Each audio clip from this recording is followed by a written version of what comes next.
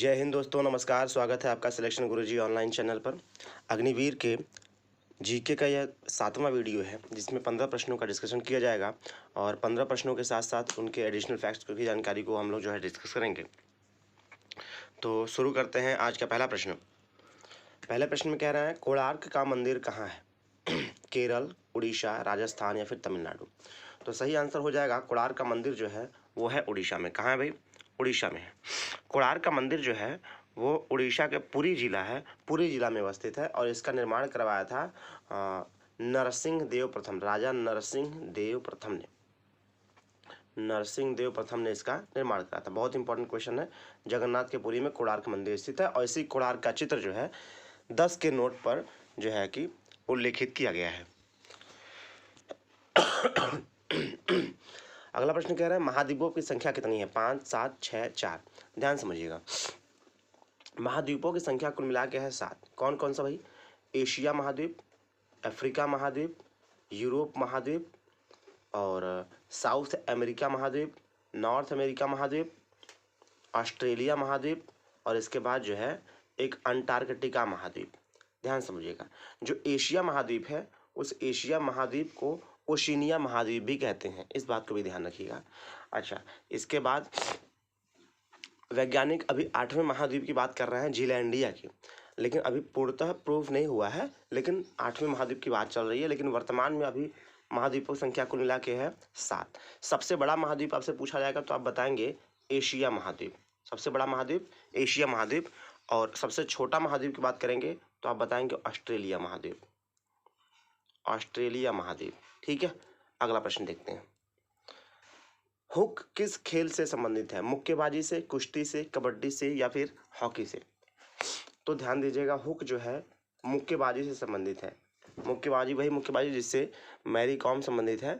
तो हुक जो है किससे संबंधित है? मुक्केबाजी से संबंधित है। हुक है, पंच है, ये सारे मुक्केबाजी से संबंधित है। ज्वालामुखी मंदिर कहाँ स्थित है? कांगड़ा, कोणार्क, श्रीनगर या फिर गया? ध्यान दीजिएगा, कांगड़ा जो है ज्वालामुखी मंदिर जो है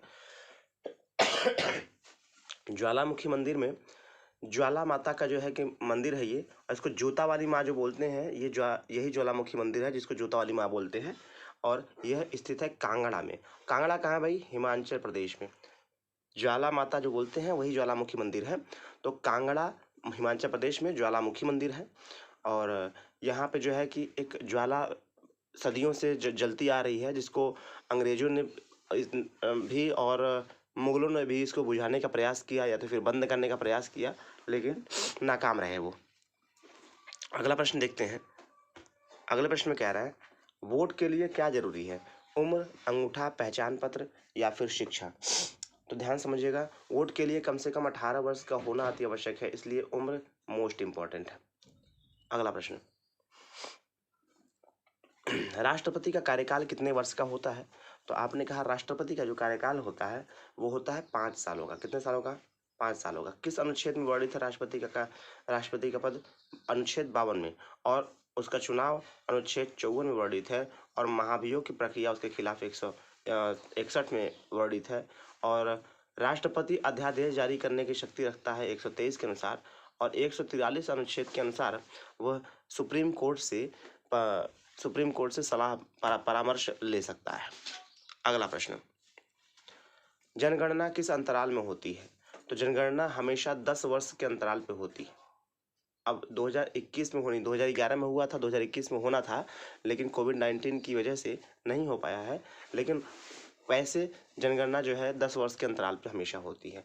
सबसे पहली जनगणना हुई थी 1872 में। उसमें लॉर्ड मेयो गवर्नर जनरल थे यहाँ के, लॉर्ड मेयो। और इसके बाद 1881 में होती है। आपसे प्रश्न पूछा जाता है कि भाई नियमित जनगणना कब शुरुआत हुई थी? तो नियमित जनगणना 1881 में शुरुआत हुई थी लॉर्ड रिपन के कार्यकाल में। 1872 में अनियमित जनगणना हुई थी और 1881 में लॉर्ड रिपन के कार्यकाल में नियमित जनगणना हुई थी। नियमित जनगणना होने के बाद आप देखिए 1881 के बाद हर 10 साल पे हुआ। 1891, फिर 1901, 1911, 1921, ऐसे करते करते 2011 में भी नियमित जनगणना के अनुसार 10-10 साल पे हुए हैं। लेकिन अभी 2021 में नहीं हो पाया है कोविड-19 की वजह से। आपका सही आंसर हो जाएगा कि जनगणना किस अंतराल पर होती है भाई? 10 वर्ष के अंतराल। अगला प्रश्न ध्यान से देखते हैं। इंडिया मिलिट्री एकेडमी कहाँ स्थित है? खड़गवासला, हैदराबाद, बेंगलुरु या फिर देहरादून? इंडिया मिलिट्री एकेडमी जो है वो देहरादून, उत्तराखंड के देहरादून में अवस्थित है। अगला कह रहे हैं अबुल फजल किसके शासनकाल में थे? अकबर, हुमायूं, औरंगजेब या फिर बाबर? तो ध्यान दीजिएगा, अबुल फजल जिन्होंने अकबरनामा और आईने अकबरी जो दो प्रसिद्ध रचनाओं को करने वाले हैं, कौन? अबुल फजल। तो ये कहाँ किसके शासनकाल में रहे थे? तो अकबर के शासनकाल में रहे थे। ठीक है, ये बात ध्यान रखिएगा। अगला, बांग्लादेश का विभाजन कब हुआ था? 1971, 1965, 1972, 1969? कल के प्रैक्टिस सेट में भी इस बात का जिक्र हो चुका है कि बांग्लादेश का विभाजन कब हुआ था, बांग्लादेश पाकिस्तान से अलग कब हुआ था। तो बांग्लादेश जो है उसे पूर्वी पाकिस्तान कहा जाता था। पूर्वी पाकिस्तान इसलिए क्योंकि जब भारत से पाकिस्तान अलग हुआ था उसी समय बांग्लादेश भी अलग हुआ था 14 अगस्त 1947 को। और पाकिस्तान को पश्चिमी पाकिस्तान और बांग्लादेश को पूर्वी पाकिस्तान के नाम से जाना जाता था। बाद में हुआ क्या कि 26 मार्च 1971 को बांग्लादेश पाकिस्तान से अलग हो जाता है और ये कहा जाता है कि बांग्लादेश का विभाजन 26 मार्च 1971 को हो जाता है। बांग्लादेश की राजधानी है ढाका, करेंसी है टाका। बांग्लादेश ढाका टाका, बांग्लादेश ढाका टाका। अगला प्रश्न, जवाहरलाल नेहरू का जन्म कब हुआ था? 14 नवंबर 1889, 5 सितंबर 1879, 2 अक्टूबर 1879, 5 नवंबर 1889? चूंकि हम सभी जानते हैं कि जवाहरलाल नेहरू का जो जन्म दिवस है वो बाल दिवस के रूप में मनाया जाता है 14 नवंबर को, तो इसलिए सही आंसर कौन सा हो जाएगा? Option number A. Option number A बिल्कुल सही हो जाएगा, 14 नवंबर 1889। और इसी 14 नवंबर को मधुमेह दिवस यानी डायबिटीज दिवस भी 14 नवंबर को ही मनाया जाता है। अगला देखते हैं, संविधान कब लागू हुआ था? 1949, 1950, 1947 या फिर 1946 को? ध्यान समझिएगा, जो संविधान हमारा था वो बन के तैयार हो गया था 26 नवंबर 1949, 26 नवंबर 1949, लेकिन लागू करने की जो बात थी वो थी 26 जनवरी 1950 की। ठीक है, तो सही आंसर जो होगा वो 1950 हो जाएगा कि भाई जो लागू किया गया वो कब लागू किया गया? 26 जनवरी 1950 को लागू किया गया। आपसे पूछते हैं संविधान सभा की अंतिम बैठक किस दिन हुई थी?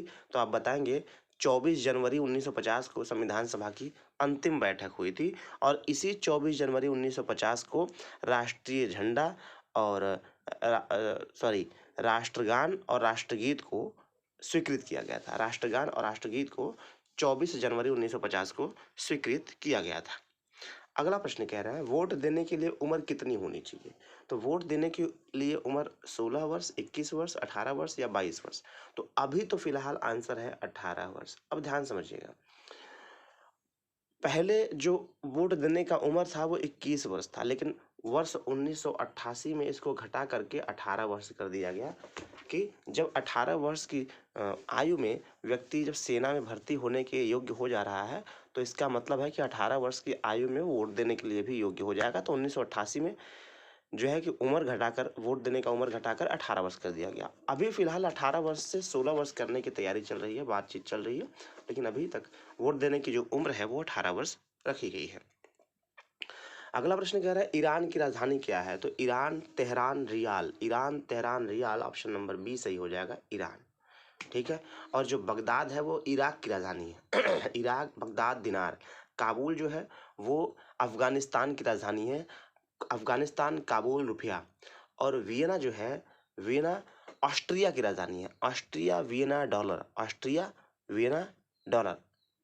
ठीक है, ऑस्ट्रिया, वियना, यूरो, माफ कीजिएगा, ऑस्ट्रिया की करेंसी जो होती है ये यूरो होती है, तो Austria, Vienna, euro. Australia, Canberra, dollar होता है, ऑस्ट्रेलिया, कैनबरा, डॉलर। निम्न में से खाद्य फसल कौन सी है? सरसों, कपास, रतनजोत, मक्का। देखिए सरसों जो है वो तिलहन होती है, कपास जो होता है वो एक तरीके से आपके जो है कि वस्त्र उद्योग में काम आता है, और रतनजोत जो है मसाले का प्रयोग में आता है। जो खाद्य पदार्थ है वो है मक्का। खाद्य उद्योग कौन सा है? मक्का, सही हो जाएगा।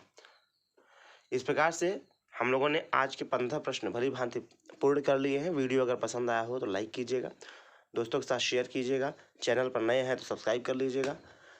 बाकी के लिए अगले वीडियो मिलते हैं, तब तक के लिए जय हिंद, जय भारत।